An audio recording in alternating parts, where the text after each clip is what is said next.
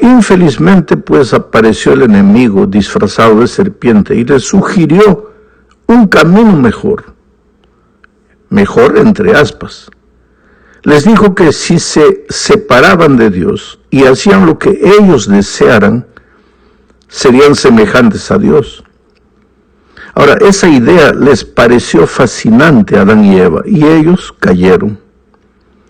Infelizmente el tiro les salió por la culata.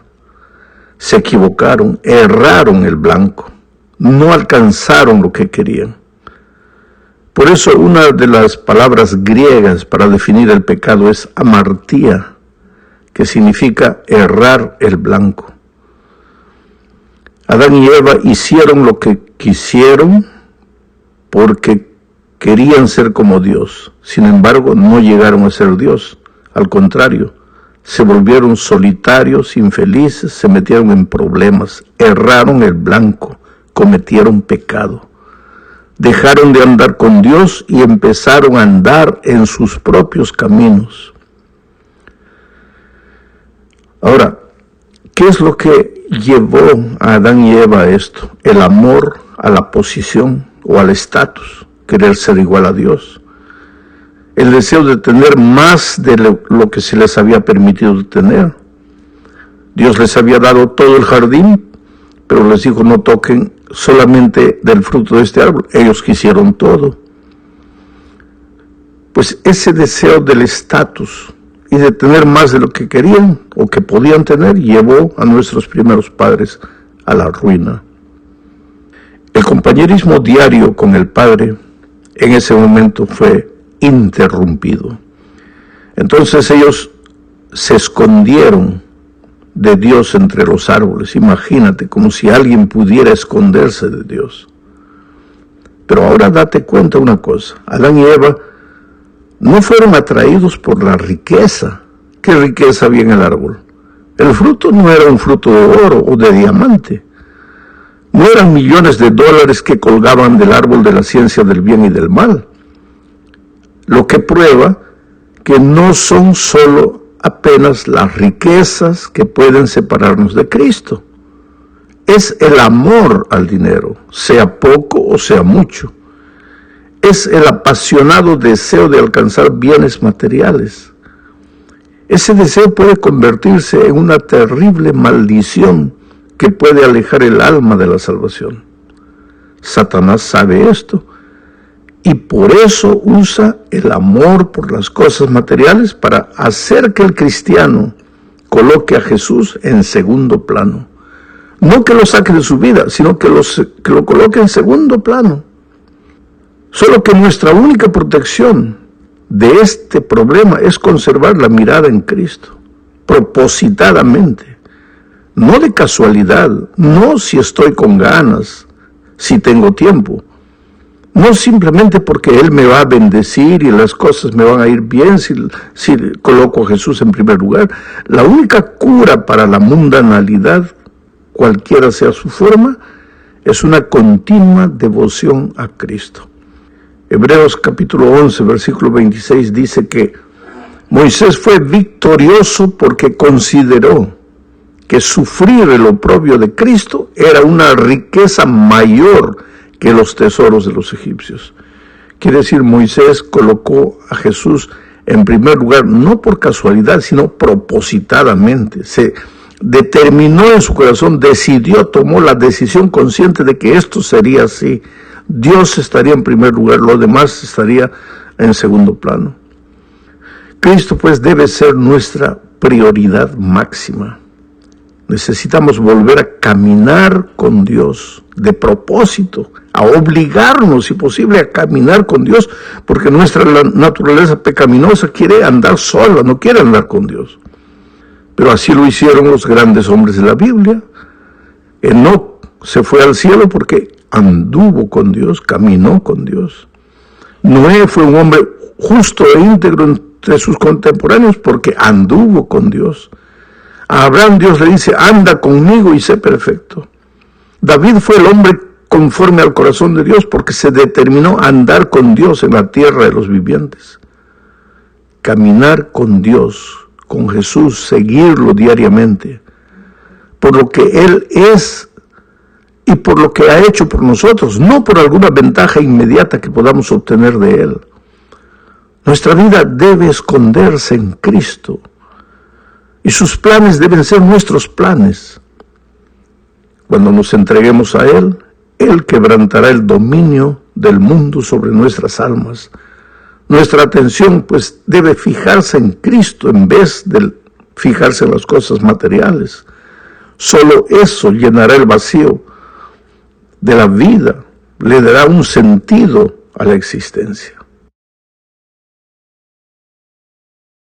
Vamos ahora a la segunda parte de este estudio y aquí veremos qué significa esconderse en Cristo, mirar las cosas de arriba, andar con Cristo, entregarse a Él, fijar la atención en Él.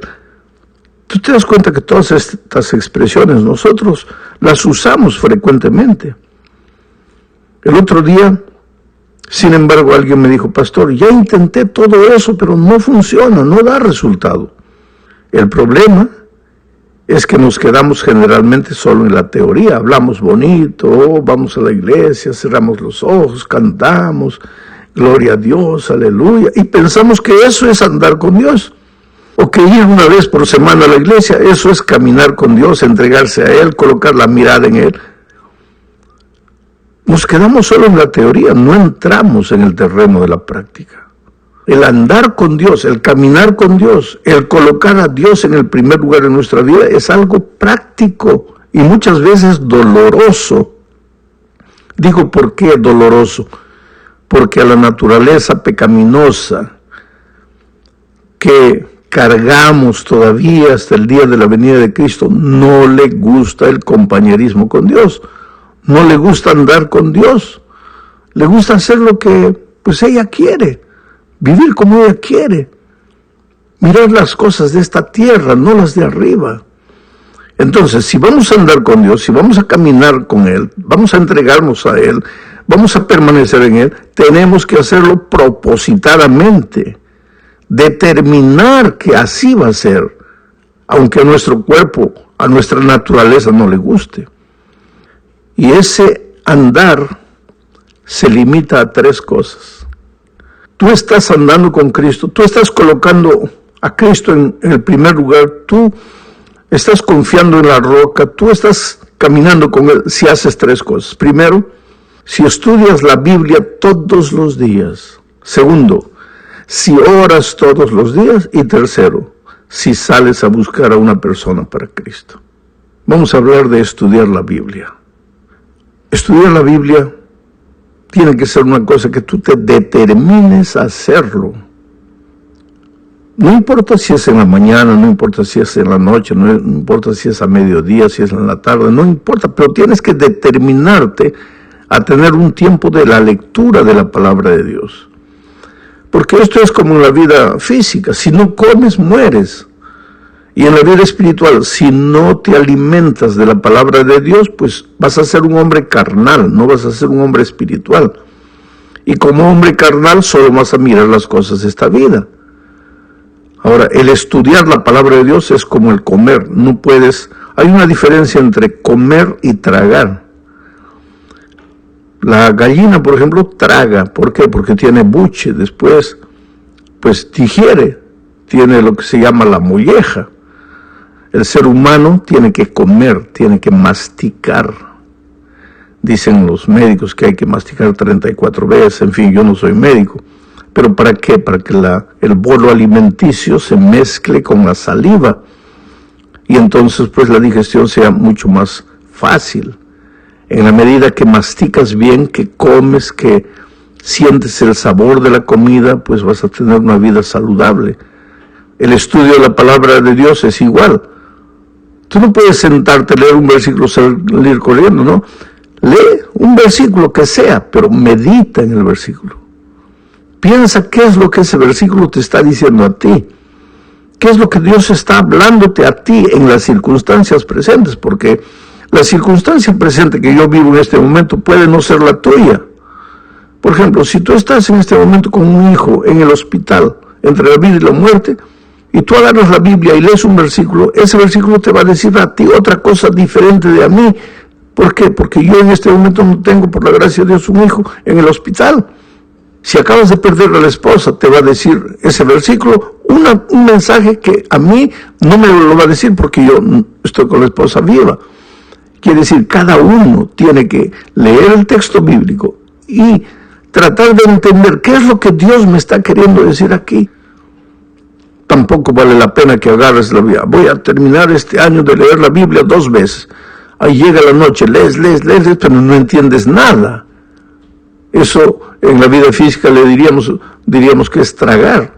Comes, pero no masticas. Tienes que leer un trecho de la Biblia y meditar. Por ejemplo, tomas la lección de la escuela sabática. Lees la pregunta, lees la respuesta, piensas, sacas tus conclusiones. Si no has entendido bien, pues escuchas el comentario. Y el comentario te ayuda a entender algunas cosas que no has entendido. Ahora, tampoco puedes tú cerrar la Biblia, escuchar solo el comentario y pensar que con eso ya has pasado tiempo con Dios. Claro que el comentario te ayuda, pero es mucho mejor que tú mismo mastiques la palabra de Dios.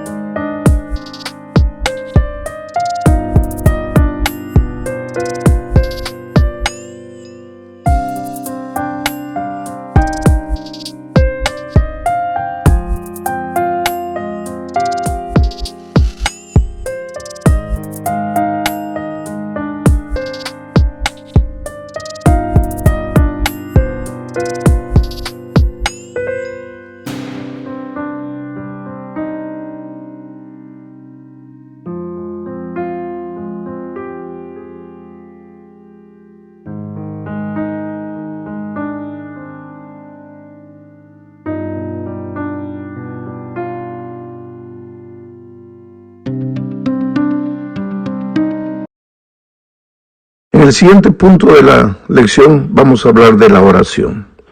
Este es otro de los instrumentos de comunión con Dios. La oración no es repetir frases que has aprendido.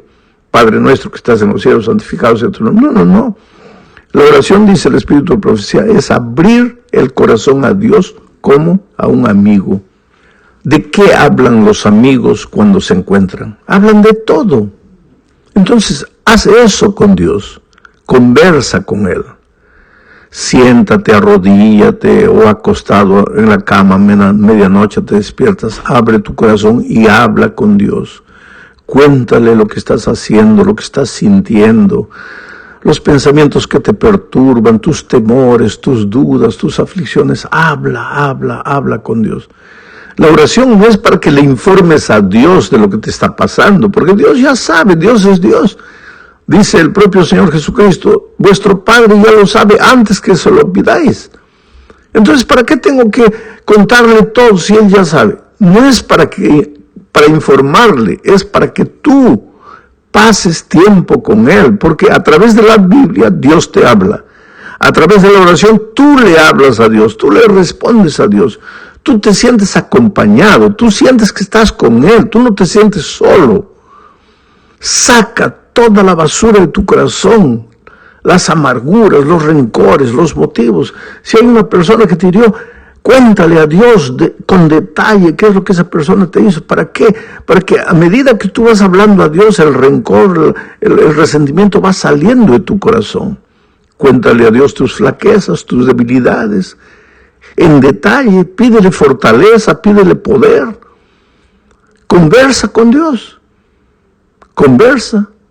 Cuéntale en la noche, por ejemplo, todo lo que has hecho durante el día, con detalles. Te vas a pasar 1, 2, 3 horas conversando en tu mente con Dios. Y conversando ahí mentalmente con Dios, de repente te vas a dormir y ni te das cuenta. ¿Por qué? Te has dormido en los brazos del Señor Jesús. Estás caminando con Dios. Sin el estudio diario de la Biblia, sin la oración constante, no hay caminata con Dios. Y hay un tercer elemento que nuestra lección no presenta, pero que es indispensable en la comunión con Dios. Porque, ¿sabes? El Espíritu de Profecía a la oración y el estudio de la Biblia, solamente eso El espíritu de profecía le llama devoción abstracta, devoción hueca, devoción que no tiene mucho sentido. Hay muchas personas que de alguna manera oran y estudian la Biblia y oran. Hay otras personas que oran más y estudian más la Biblia. Estudian más y oran más. Y eso finalmente los va a llevar a incrementar un elemento más en su devoción personal, el ayuno. Entonces hay personas que oran, estudian la Biblia, ayunan. Después le aumentan la vigilia. Oran, ayunan, estudian la Biblia, hacen vigilia. Y si van por ese camino, sin incrementar, sin añadir el tercer elemento de comunión con Dios, van a caer en el terreno del fanatismo. No estoy diciendo que orar, estudiar la Biblia, ayunar, hacer vigilia sea malo, pero para que esas cosas sean una devoción sólida y no sean una devoción hueca, abstracta, necesitas acrecentar el tercer elemento de la comunión con Cristo, que es la testificación. Ahora, entiende bien, testificación no es andar por la vida portándote bien para que las personas vean tu vida y se sientan inspiradas. Claro que tienes que hacer eso también, pero testificación es escoger una persona, un vecino, un pariente, un amigo, un compañero de trabajo, y comenzar a acercarte, a aproximarte de esa persona con cariño, con amor, con amistad sinceros, mostrarle que te interesas por él y lentamente ir trayéndolo a los brazos de Jesús. Cuando tú haces esas tres cosas, oras todos los días, aunque no tengas ganas de orar, estudias la Biblia, aunque no tengas ganas de estudiarla, y buscas a una persona para traerla a Jesús, aunque no tengas ganas de hacerlo, ahí tú estás colocando la mira en Jesús. Eso es permanecer en Cristo. Eso es caminar con Dios. Claro, los discípulos en los tiempos de Jesucristo caminaban con Jesús corporalmente. Escuchaban su voz audiblemente, lo veían, lo podían tocar. Recuérdate que Juan recostó la cabeza en el corazón de Jesús. Por eso ellos tuvieron un privilegio que poca gente tuvo. Pero los hombres en el Antiguo Testamento caminaron con Dios. Ya dije, Abraham, Noé, David, Enoc. Pero no lo tocaron con sus manos ni lo vieron con sus ojos. Pero caminaron con Dios por la fe. Conversaban con Él. Y nosotros también podemos caminar con Dios por la fe, pero a través de los tres instrumentos que nos dejó: el estudio diario de la palabra, la oración, y Dios y tú salen juntos a buscar una persona para traerla a Jesús. Están caminando en una experiencia diaria de compañerismo. Y el resultado de eso es que te vas a ir volviendo lentamente a medida que el tiempo pasa, pues el carácter de Jesucristo se refleja en tu vida y tú te empiezas a volver un hombre espiritual. Y entonces, aunque vivas en este mundo materialista, ya las cosas materiales no son el centro de tu atención.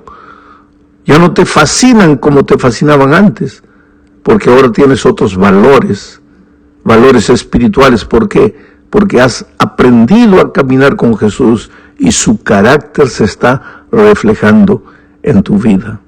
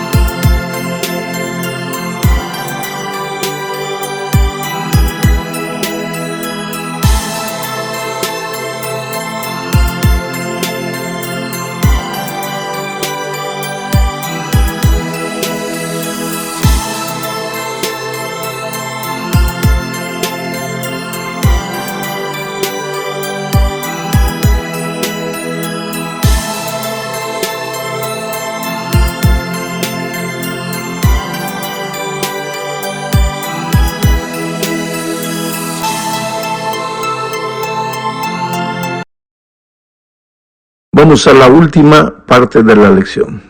Vamos a juntar dos ítems de la lección en esta parte.